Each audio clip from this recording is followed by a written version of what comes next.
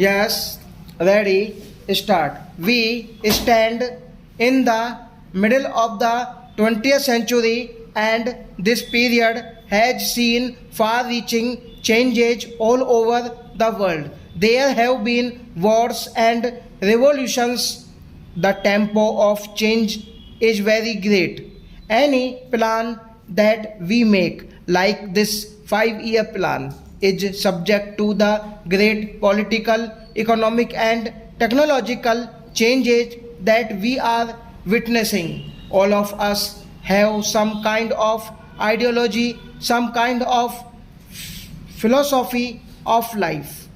We may not be philosophers, but without some kind of psychological or ideological approach, we would have no yardstick to measure things by, and yet our ideologies and philosophies of life somehow do not fit in with this middle of the 20th century. This may be due to the fact that though facts changes and circumstances become different, we still hold on to old lines of thinking. The humankind is singularly conservative and it does not change easily.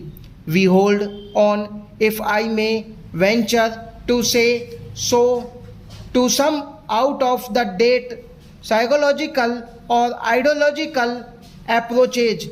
Take the question of war. Many people say that because of various developments in the world, war has become or ought to become out of the question. War was useful, whether good or bad, if it helped you to realize your objective. When it does not do that, when in fact it does the reserves, then no person should indulge in war. I should like to extend that parallel a little further.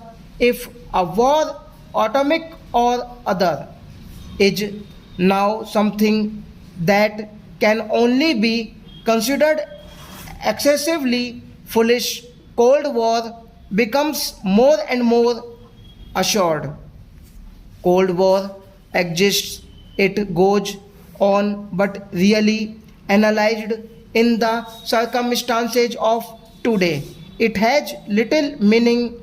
Likewise, certain other approaches, some economic approaches, which may have a great deal of truth, just do not fit in with the present circumstances.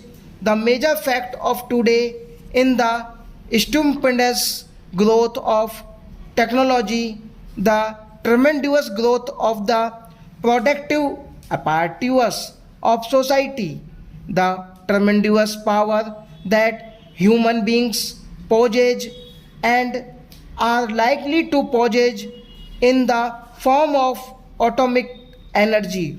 These things are not quantitative changes but qualitative changes in society.